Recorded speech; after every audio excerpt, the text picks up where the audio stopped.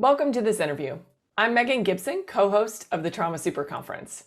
Today, I'm speaking with Dr. Terrence Ching, a postdoctoral associate at the Yale OCD Research Clinic. Terrence received his PhD in clinical psychology from the University of Connecticut. His research and clinical interests are at the intersections of fear-based disorders, cultural diversity, and psychedelic-assisted psychotherapy. Terrence is currently assisting in a randomized clinical trial of psilocybin therapy for OCD.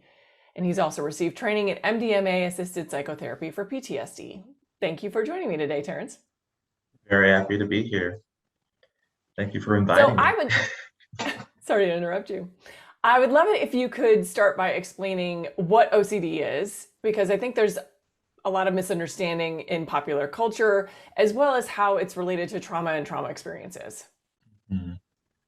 So OCD, and in the United States, a lot of folks in the healthcare field, by default, refer to the diagnostic criteria in the DSM-5, which is the fifth edition of the Diagnostic and Statistical Manual for Mental Disorders, to arrive at a diagnosis of OCD.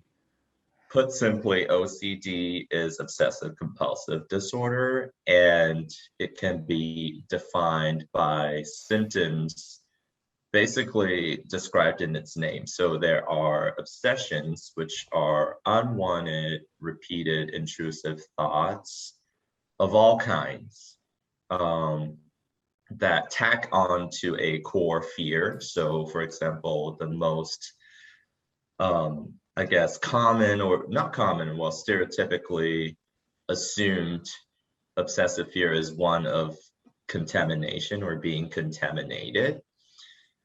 And And when when you say here, are something, you talking about oh, like in the United States, in the United States, yeah, contextually?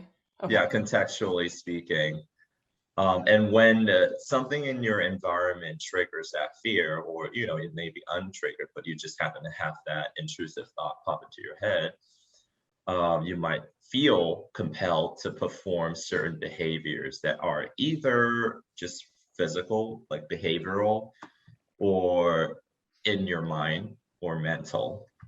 So mental compulsions or physical compulsions. Physical compulsions include hand washing, checking, seeking reassurance. They run the entire gamut of possible behaviors you could engage in to alleviate some of that distress that is brought on by that intrusive thought. So there is a functional relationship here. When an intrusive thought pops into your head and it bothers you for some time, you feel compelled to do something to get rid of that thought, or to get rid of the distress that comes with that thought. So it's an action-oriented kind of coping mechanism for the intrusive thought. Would that be fair to say? Mm-hmm.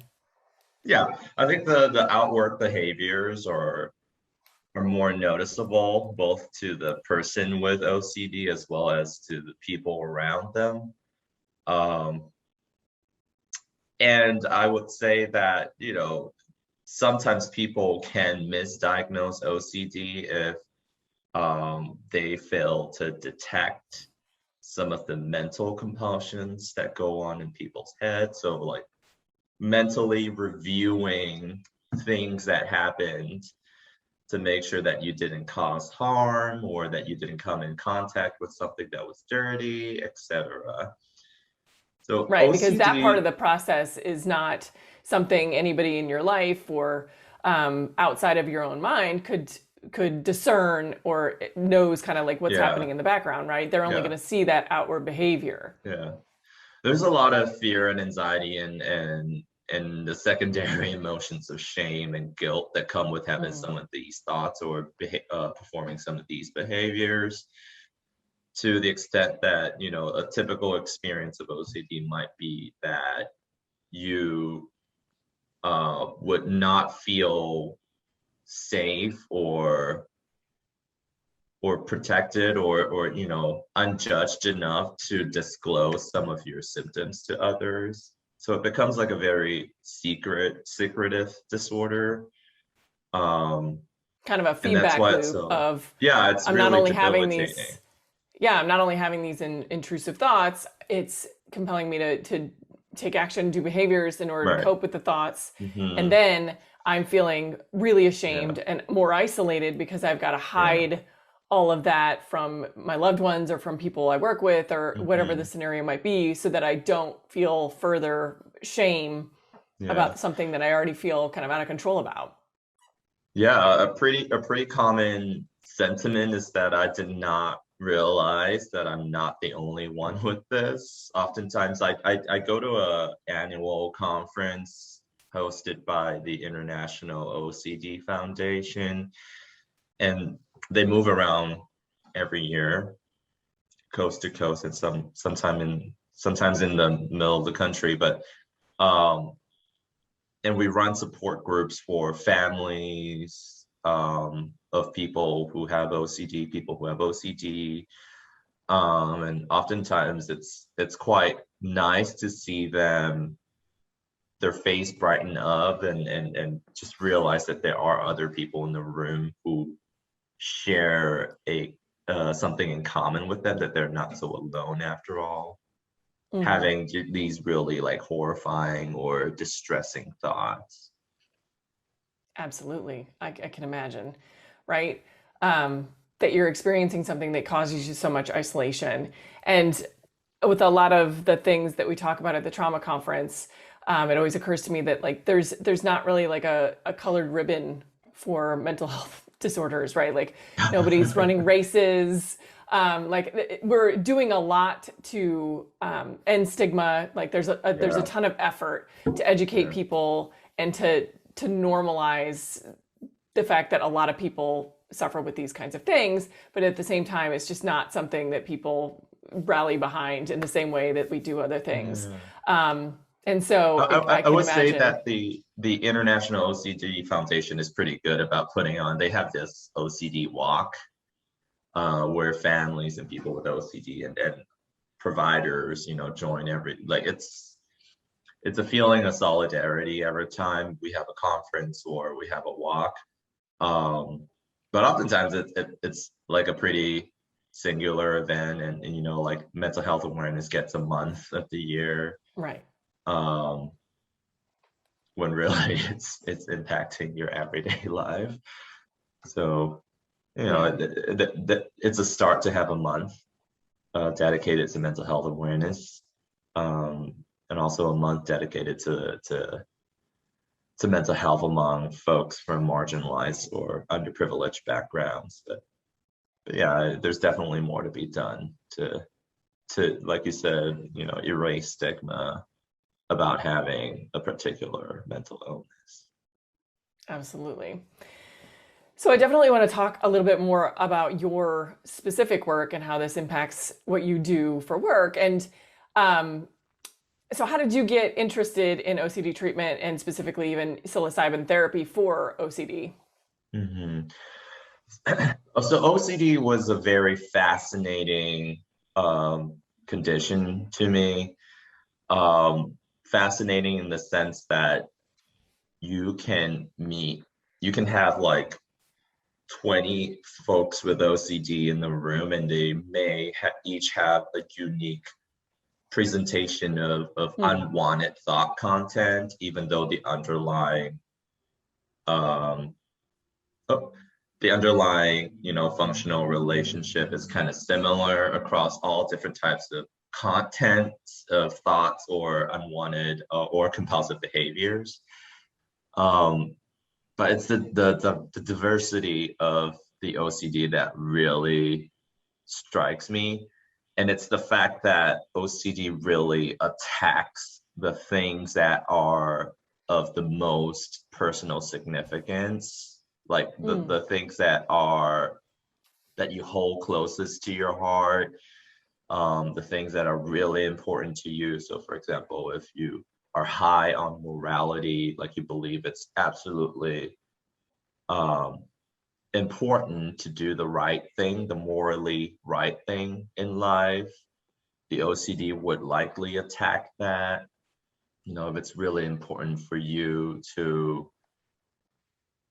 if you prioritize your safety and the safety of others around you, you really want people to feel safe, the OCD will attack that as well. So it feels like this is a colorful way to describe it, but it feels very despicable how OCD can be sometimes, and it's really motivating for me on the other end as a researcher and a clinician to want to find ways to innovate the ways in which we approach the condition, the ways in which we bring about some relief for people with OCD. So throughout my background, in clinical psychology, I've been consistently interested in OCD. I've trained with some of the experts in the country who treat OCD, and it always brought me to a point where what else can we do? What are some new ways to look at this? What are some new ways to bring about healing for people with OCD? And I think this is a multifaceted response too, because I identify as a cisgender gay male of Singaporean Chinese descent. So I'm an intersectional being. I have many parts of myself that don't really fit with mainstream American society. So growing up, especially growing up in Singapore, where I come from, having these marginalized identities means that, I needed to find a way to, what seemed almost inevitable for me to have to buck the trend, to go against the grain, to do something different, new, unique, or different. Yeah.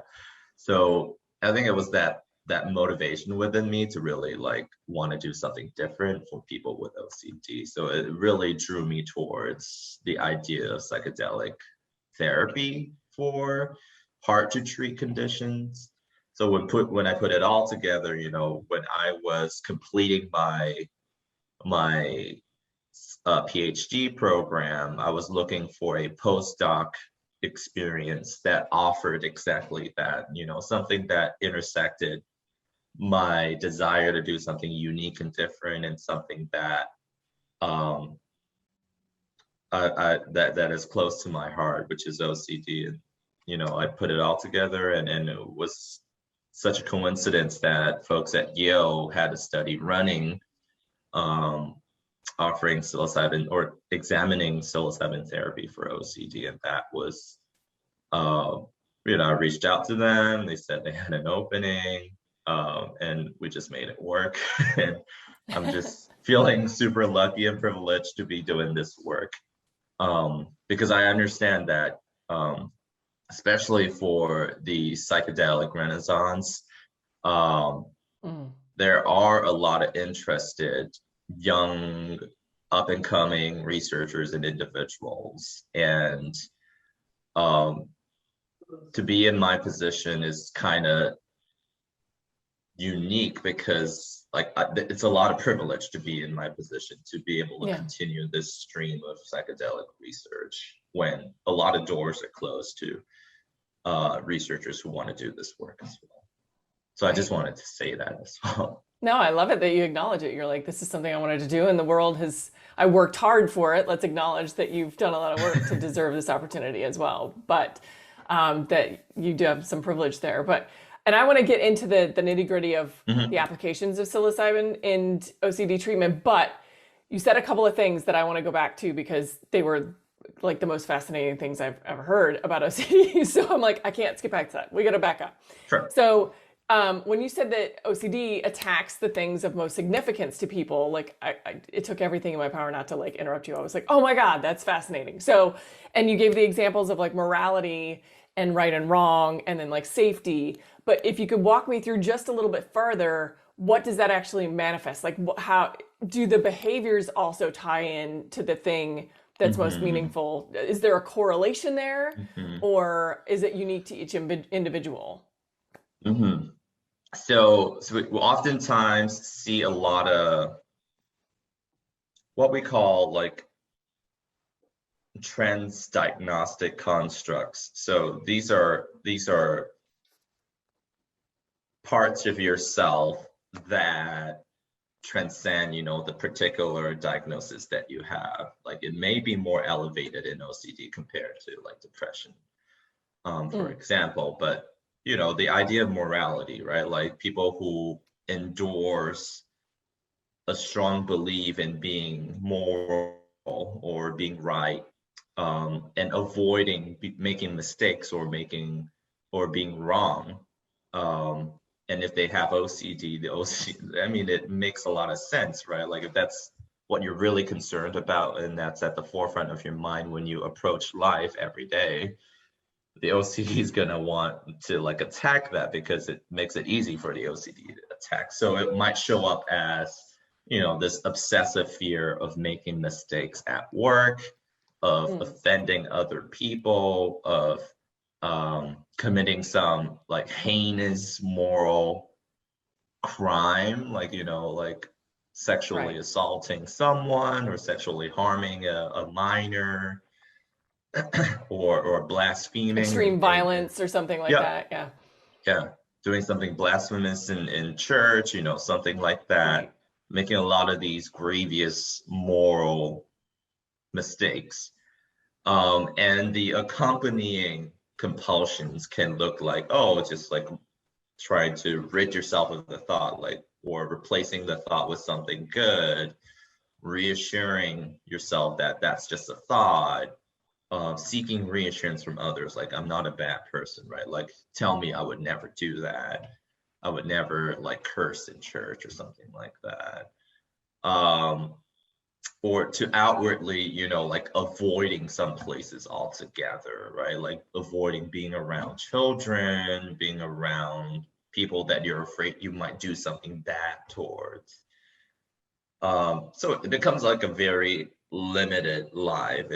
Um, and and people, suffer a lot because of these limitations that the OCD puts on them.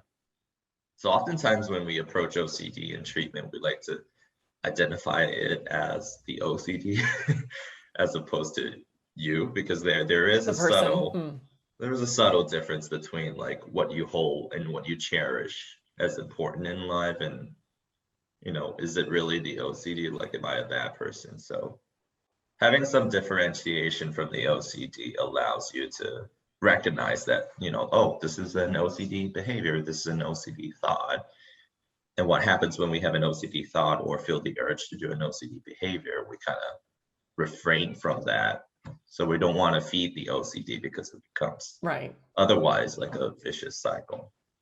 Right. So if I'm, if you mentioned like church or something, if I'm afraid I'm going to do something morally objectionable at church, then I'm going to avoid going to church because Mm-hmm. I think I can stop the thought pattern about that particular place if I avoid that place and those interactions where that might have negative consequences on my life.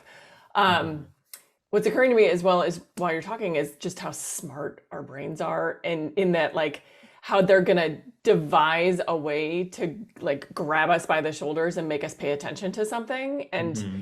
that OCD feels to me like and I've studied parts work and internal family systems therapy, and Mm-hmm. how there are just parts of ourselves that are going to demand attention when there's like Mm-hmm. a fire that needs to be put out kind of in our brain. So obviously I'm not a clinical psychologist or Mm-hmm. doctor, but so put it together for me how um, like why our brains do this, like and what at least about why our brains do this and what they're Yeah. trying to get out of the situation, right? Like what Yeah. is what's the end game? What's our brain trying to do here?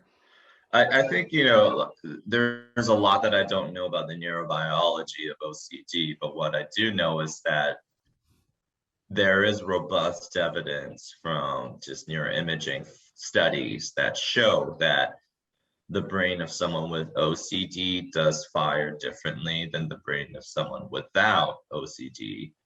Um, so at some levels, the symptomatology of OCD shows up at the brain level. It also shows up at the thought level, at the behavioral level, and they all are just different levels of the same phenomenon.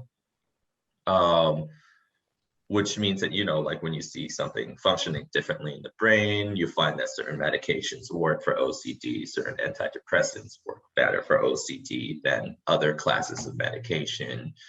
You find that, when you introduce psychotherapy, or in this case, the gold standard is exposure and response prevention. It's a form of cognitive behavior therapy for OCD.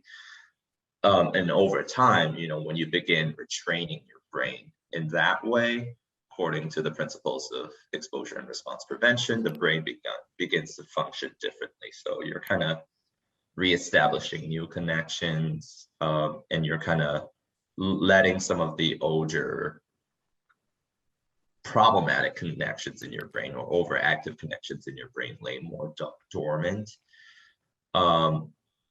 Which brings us to, the idea of psilocybin for OCD, because Yes, thank you. I was just going to say, yeah.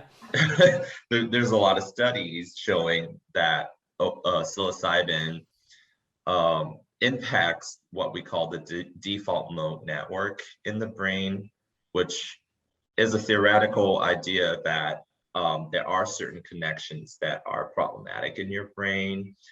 And it's because you have a really strong connection between different regions of your brain that can explain why you perform a certain behavior. When you feel the compulsive urge to wash your hands, you go ahead and do that.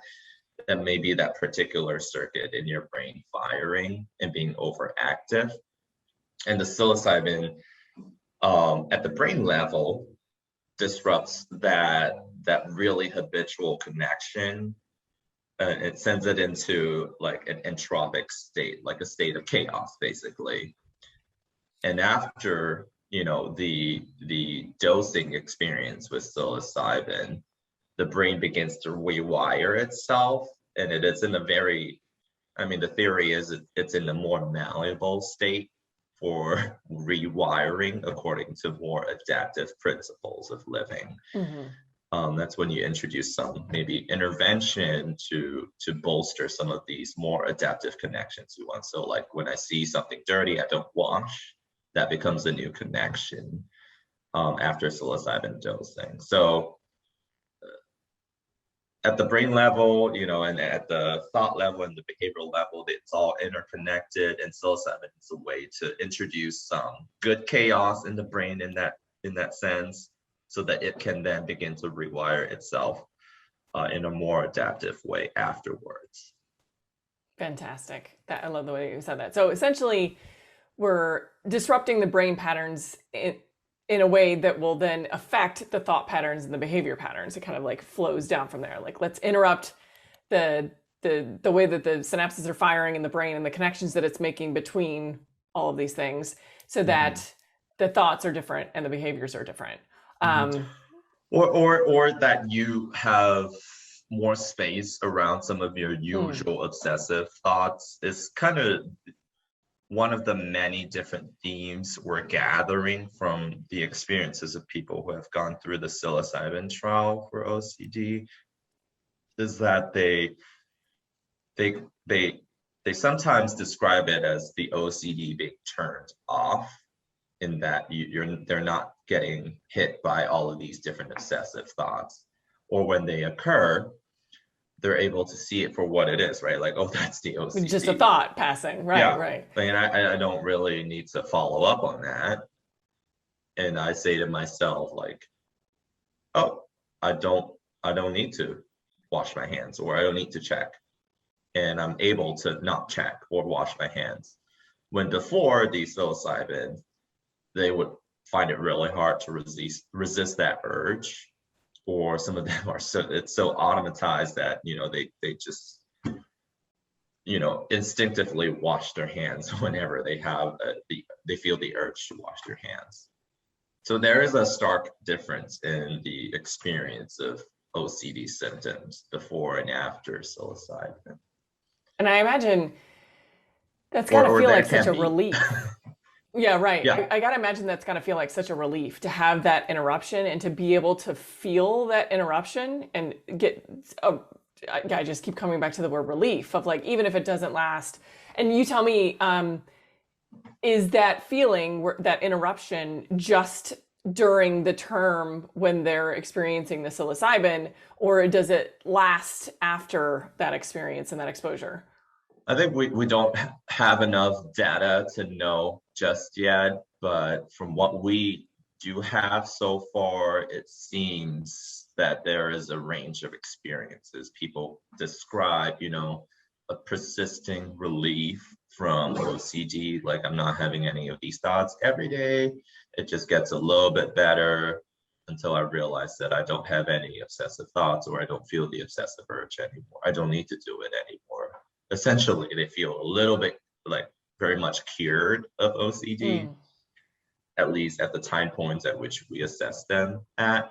Um, and others, might have no response to the psilocybin. So there is a variety of experiences, and it may be accounted for by other factors such as, a chronic history of antidepressant use, which impacts the serotonin system, Mm. which is the same system, neurotransmitter system in your brain that the psilocybin affects as well. So there So might be somebody with some a doubt. long history of antidepressant use as treatment for OCD or anything else for that matter Yeah. might have a different experience from the psilocybin and might have less or more impact than somebody who hasn't had any antidepressant Yeah. history. Yeah, it may be possible that there's a dulling of the response with Mm. psilocybin because of a chronic history of antidepressant use. We don't know for sure yet. There are some studies emerging with other psychedelics as well, with chronic antidepressant use and MDMA, for example, that it kind of impacts or moderates the effects of MDMA on PTSD symptoms, for example. So we don't know what it's like for OCD yet, but we have, some formative theories about response rate with or without antidepressant histories. Yeah. Okay. So I mean, And what's it's a variety of responses so far, and it's all very intriguing. so what is the status of your research? Like how long has it been going on? How long do you expect it to go on? What's like the future that you see for psilocybin treatment of OCD? Mhm. So the principal investigator is Benjamin Kelmendi, is a medical doctor, research doctor at the Yale OCD Research Clinic, and his work is funded by private organizations and donors. And my position is also funded by these private organizations and donors. So I believe, the idea is to follow through and complete the ongoing randomized control trial of psilocybin for OCD right now. And we are in the midst of developing the study design for another randomized control trial of psilocybin for OCD.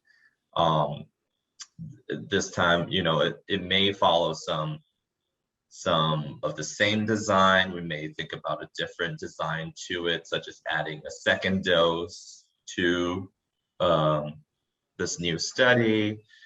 We're just still playing around with design ideas, and because it's such a novel territory for us,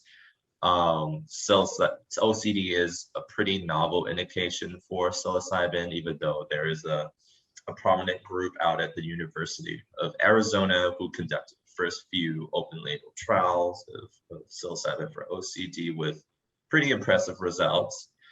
It still remains a pretty under investigated Mm. indication, at least as it pertains to psilocybin.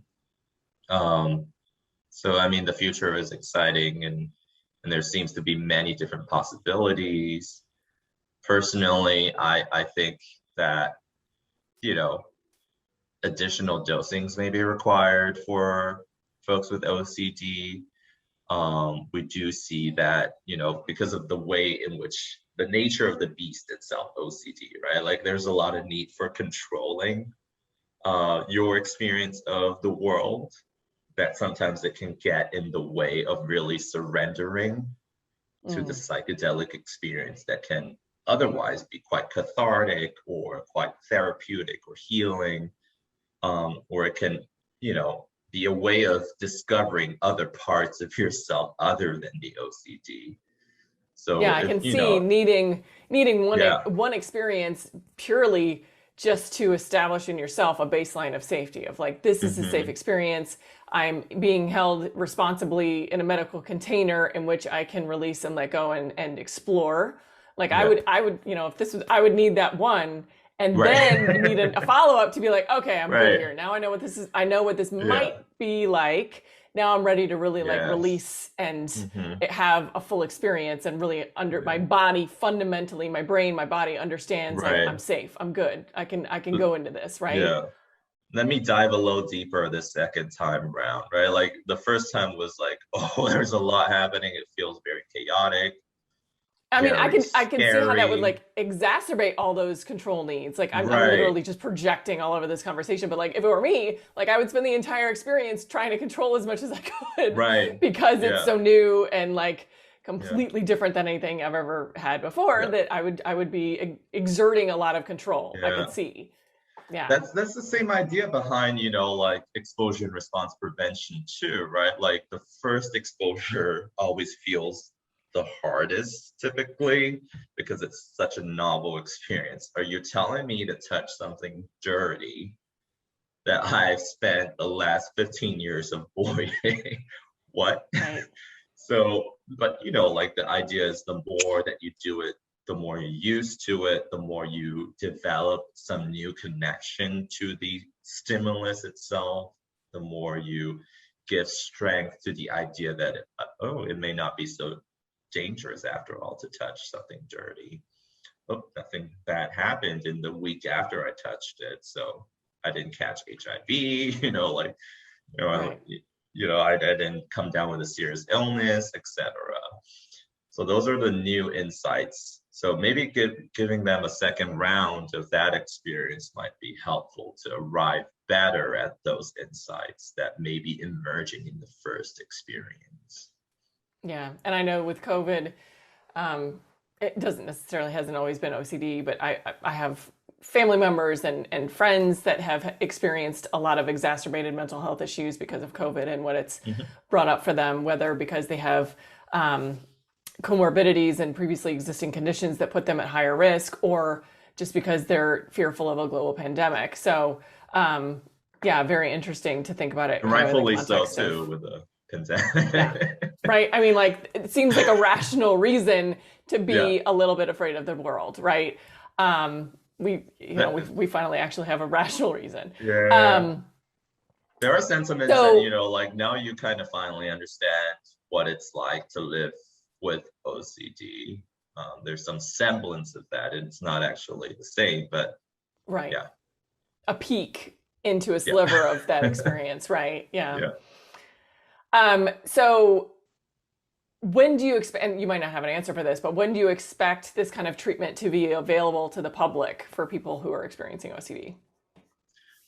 I'm not sure it's knowable at this time, because it's still in those early phases of the drug development program. It also depends on the research groups, right? Like, are they doing this to develop the drug into an approved medication, or are they just doing it for the Right. scientific merits of it and hoping it helps some people, some lucky participants along the way? So it's not knowable at this time, but things look good, especially with the MDMA program. It seems quite promising for PTSD. And that is a drug development program. So the goal for that is to push it towards being an approved medication. Um, And I do want to back up just a second because I realize that I haven't done my due diligence for anybody watching if they're still at this point and they don't understand. Can you explain to me just briefly like what psilocybin is and what MDMA are okay. or is? Psilocybin is a serotonergic a compound. It is termed as a prodrug too. So psilocybin is a naturally occurring component of what we term on the street as magic mushrooms. So there are many different varieties of mushrooms that contain psilocybin, but the most commonly consumed ones are the varieties psilocybe cubensis, I believe. And psilocybin, when is ingested, gets metabolized into psilocin in your digestive system, which then gets taken up. Excuse me. And then it acts on the serotonin system in a downstream manner. And it catalyzes a lot of perceptual changes if consumed at a moderate to high dose, and a lot of sub-perceptual changes if consumed at a lower dose. These perceptual changes can include, the most common ones are like closed eye visualizations. So some people describe like a kaleidoscopic array of images. It may just be something that you see in your peripheral, but then it gets transformed into this magical visual experience. Some people experience synesthesia. That's another really common experience too. Like when you hear the music going or when you feel textures, it gets combined with other sensory modalities, such as seeing your visual images bounce along to the music or something like that. So MDMA is the other actively researched psychedelic compound right now. So it is the active ingredient of the street drug ecstasy, or what we hope to be the active ingredient of the street drug ecstasy. Right. And it impacts a lot of different neurotransmitter and hormonal systems in your body. So it impacts the dopamine, serotonin systems, norepinephrine system. It also impacts the oxytocin system as well. So it is a very diverse acting psychedelic compound. And psychologically speaking, or experientially speaking, it kind of dampens the fear response to traumatic memories, but allows you to feel very connected within yourself as well as outside of yourself with other people in your environment. So chemical or classification wise, it's classified as an entactogen, so to touch within, as well as to touch without, so outside of yourself. So it elicits feelings of trust, closeness, intimacy, and connectedness, which is why it was optioned as a viable psychedelic augmentation to therapy for PTSD, because there's a lot of problems with trust and connection, human connection, unfortunately, in people with PTSD because of the nature of the traumatic event that they experienced, which led to the PTSD. Right. Well done. Thank you. I was like, we should probably explain what these two things are for people at home, and I'm certainly not going to explain it.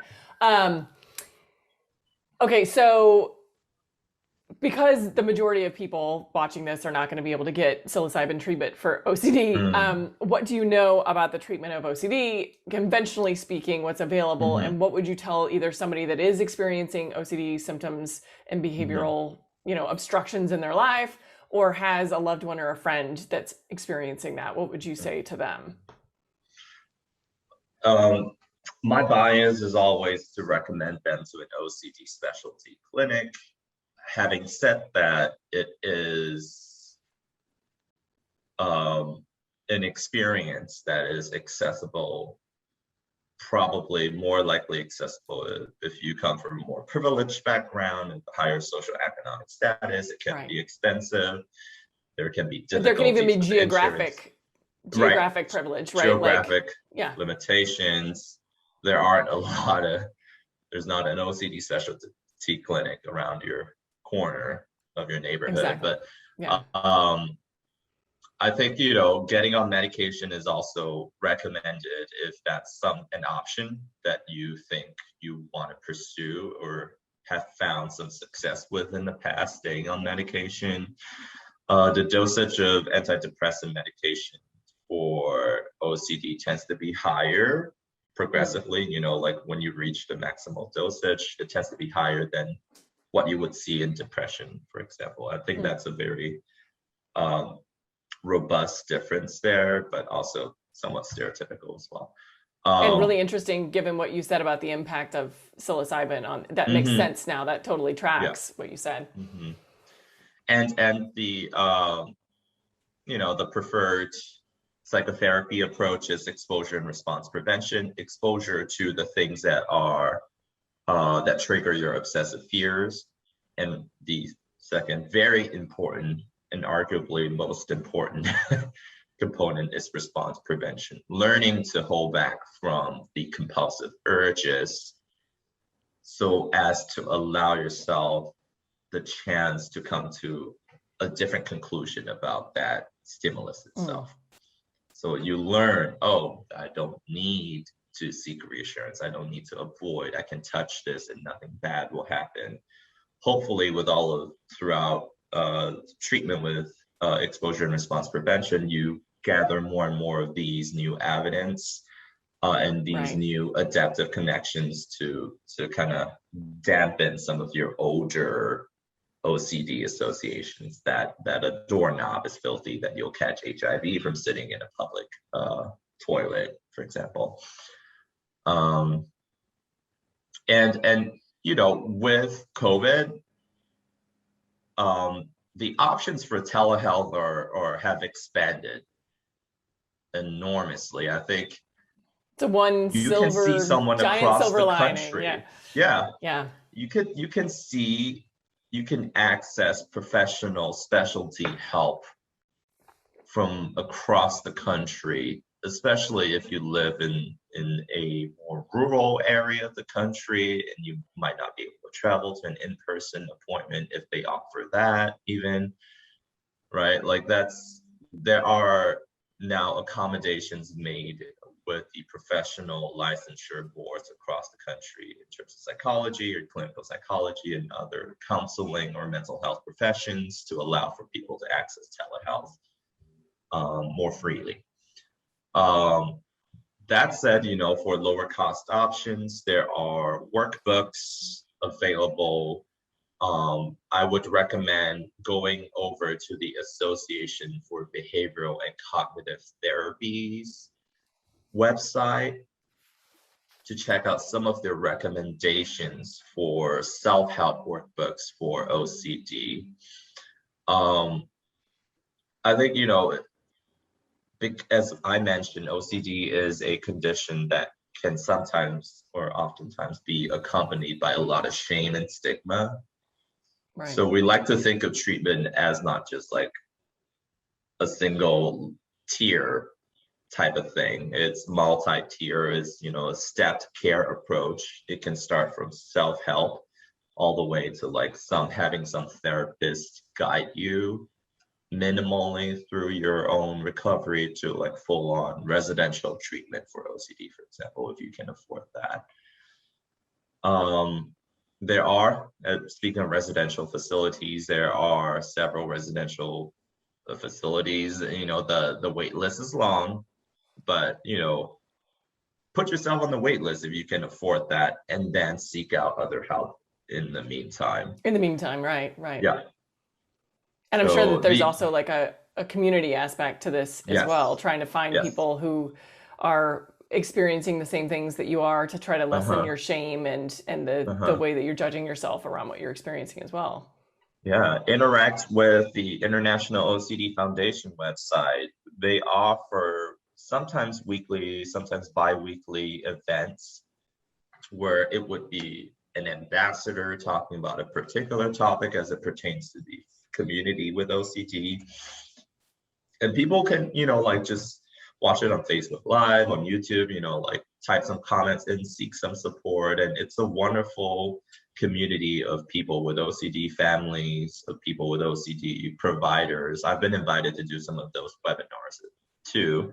And it's always been very heartwarming to see people coming together, and there's a strong sense of solidarity for folks with OCD. So that there are some free options there to begin. dipping your toe into the world of help for OCD. And then one last question that I think I put out at the beginning, but we didn't quite explicitly address it, is just the correlation that you've seen in your research between trauma and OCD and how the two things are related. Is it Yeah, direct? Is it more of a down the line symptomatically? This is kind of something that happens, or what's the relationship that you yeah. found in your research? I mean, there's so many different types of trauma that can happen to people. Some types of trauma, such as sexual assault, for example, may more reliable lead to a diagnosis of PTSD than other types of trauma. Right. That said, generally speaking, a lot of people who have experienced traumatic events in their life do not end up developing or meeting Right. diagnostic criteria for PTSD, but they can also, they might have some predisposition to a particular form of problem with anxiety, and that might just be OCD. That the traumatic event kind of pushes them over the edge. In that sense, Right. they cross the threshold, and there are other environmental factors that can account for the development or etiology of OCD. So trauma can often precede the onset of OCD symptoms, and we do see it clinically as well as in research studies as well. It's quite fascinating that sometimes the content of their obsessive fears may map almost like neatly onto the nature of the traumatic event itself. So, like Mm. for example, almost drowning in the ocean, right? To like having an obsessive fear of like water bodies, of like of positioning yourself in a particular way that might resemble the position of drowning, and having a lot of compulsive urges to prevent any putting yourself into that position, or getting close to any water bodies, or you know there are just so many ways in which traumatic events may map onto obsessive compulsive symptoms. But we definitely see some relationship there as well, and it's not a direct link from trauma to PTSD. It can Right. you know precede the onset of OCD symptoms as well. Right. And I know, just to self-disclose to everybody at home, I had a very, very brief, um, after a trauma, a very brief exposure to an experience of OCD and intrusive thoughts. And thankfully, because of my history, my work history, journalism history, knew what was happening and immediately sought treatment Mhm. for it. It didn't exacerbate into prolonged like OCD and symptoms and Mhm. behaviors.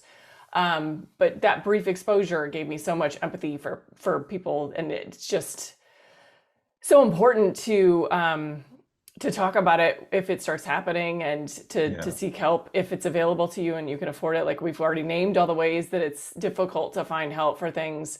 Um, but yeah, I just encourage people, if you think that there's something going on, talk to somebody about it. Reach out to even Yeah. your general physician, to just start those conversations. Yeah. Thank you for sharing that. Yeah, it's so important, like you had the benefit of recognizing that this may be OCD and you sought treatment for it. That speaks to the power of disseminating education and awareness about OCD so that other people could have um, a more or fortunate experience with OCD like you did. Yeah, because when we don't know, I could have easily um, kind of dissociated from those thoughts and like judged myself for those thoughts, and gotten very kind of attached or identifying with those. This is who I am now, or there's something wrong with me, or there's all kinds of ways that I could have denied and exacerbated that experience in Mhm. a way that wouldn't serve me and could have gotten a lot worse. But that's only because of the conversations I've had and the exposure I've had to knowledge and incredible experts like yourself, that I knew enough to seek help. Mhm. Awesome. So with that, I want to thank you for being with us today, Terrence. Thank you for having me. It's been great. If people want to hear more about you and your work, where should they look for you? Where can they find you? Where do you want to point people towards? Um, uh, my presence online is very academic. That might be boring to some people, but they can find me on ResearchGate to just maybe stay up to date with some of the scholarly works that I've been putting out. So it would just be my name on ResearchGate. Awesome. We'll link to that. Thank you for being with us today. Thank you for having me again.